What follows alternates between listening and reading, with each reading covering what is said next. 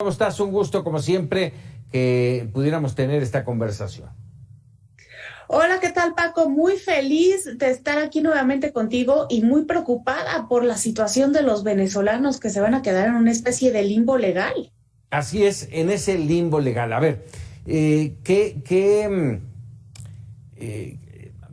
responsabilidad va a tener nuestro país a enfrentar esta situación? Estamos hablando de temas económicos, de trabajo, de vivienda, de alimentación, de salud, para estos, en teoría, 24,000.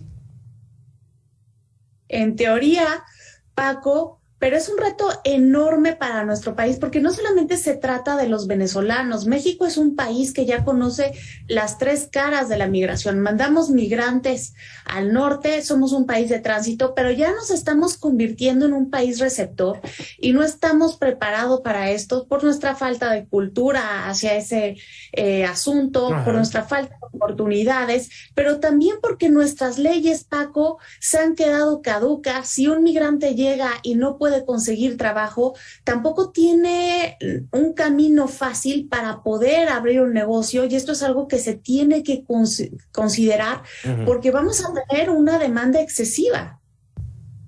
Sí, exactamente. A ver, dime una cosa, como experta de este tema, ¿qué hay detrás del tema de los venezolanos? Uno, ¿por qué México acepta? Dos, ¿por qué Estados Unidos los expulsa? ¿Y qué implica para Venezuela?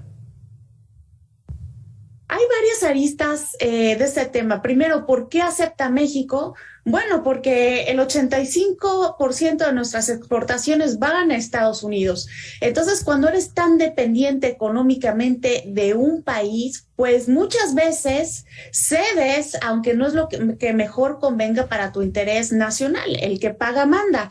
Ahora, estas aristas de la migración, los venezolanos están yendo porque no hay oportunidades de trabajo, pero también porque están perdiendo sus libertades. El proyecto político de Nicolás Maduro está olvidándose de la ciudadanía y eso es gravísimo. Ahora, tenemos que tener presente que hay una discriminación rotunda porque solamente van a aceptar a 24,000 migrantes en Estados Unidos, pero que lleguen por avión y con permiso previo. Esto segmenta a los migrantes entre ricos y pobres, y es algo que no solamente hace Estados Unidos, Paco, también lo hace México, también lo hace Australia.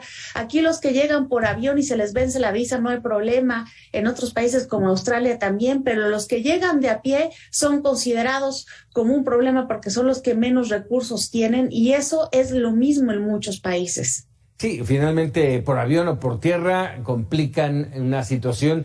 No podemos olvidar, México tiene serios problemas económicos, tiene serios problemas de empleo, vive una crisis de desempleo grave, y ahora no solamente no se preocupa por los mexicanos, sino se está preocupando por venezolanos, por cubanos, ¿sí? Para darles ese espacio de trabajo, que aplaudimos el tema humanista, pero ¿y hacia adentro del país?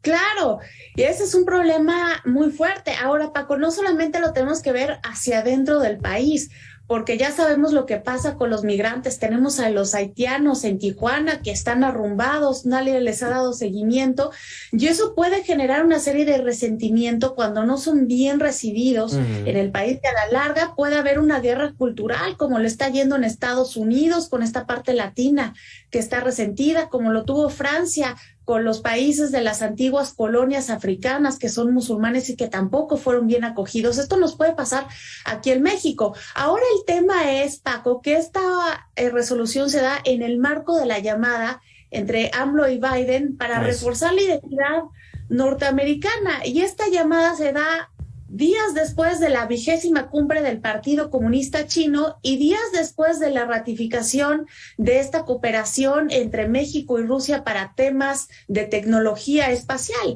Entonces, a Estados Unidos y a Canadá les conviene reforzar el concepto de Norteamérica, pero en realidad, Paco, ¿qué tanto existe en Norteamérica más allá de lo económico cuando los mexicanos necesitamos visa, cuando nos convierten en un muro y cuando obviamente no se nos da el mismo trato? A ver, mencionaba ya hace un momento, Stephanie, la información que se ha vertido tanto en redes sociales por parte de la Casa Blanca, del presidente López Obrador, en fin, todos hablan de tuvimos una conversación cordial. ¿Qué tan cordial puede ser cuando estamos metidos con todo esto que tú acabas de mencionar y agreguémosle la polémica y la crisis que hay por el tema del sector energético, que nos ha llevado a consultas, que nos puede llevar a los paneles de controversia y que finalmente nos podría llevar, si tú estás de acuerdo, a sanciones, a multas, aranceles que nos van a golpear fuerte? Mira, lo primero que te digo es, hay que celebrar que hay diálogo. Esperemos que la llamada la haya dicho Biden y no la haya dicho Trump. Eso sería un error garrafal. Y hay que recordar, Paco, que estamos en un tema donde México es un país demandado por la parte energética bajo el marco del TEMEC, pero también que México es un país demandante, está peleando las reglas de origen en las autopartes. Entonces, efectivamente, es un contexto complicado porque, a ver, apenas estamos recuperándonos de un contexto en pandemia, de una guerra en Ucrania que ha dejado sentir sus efectos más allá de las fronteras del corazón de Europa, y que obviamente también nos pone en un tema de conciencia porque nos estamos dando cuenta, o estamos recordando más bien, que América no es un país, América es un continente, y que lo que afecta en el sur tarde que temprano termina afectando en el norte. Entonces, si en México queremos apostar por nuestro desarrollo, tenemos que abrazar un nuevo tipo de nacionalismo en donde por lo menos se despenalicen las drogas para que la violencia deje de azotar nuestro desarrollo y entonces podamos ofrecer oportunidades para todos.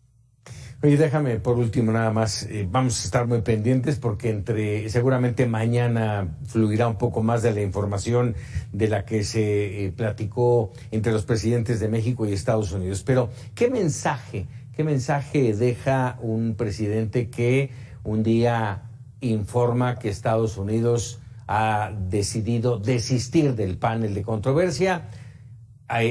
Prácticamente ese mismo día el embajador de Estados Unidos en México dice, no hemos desistido, estamos tratando de seguir la negociación, pero si tenemos que llegar al panel, vamos a llegar.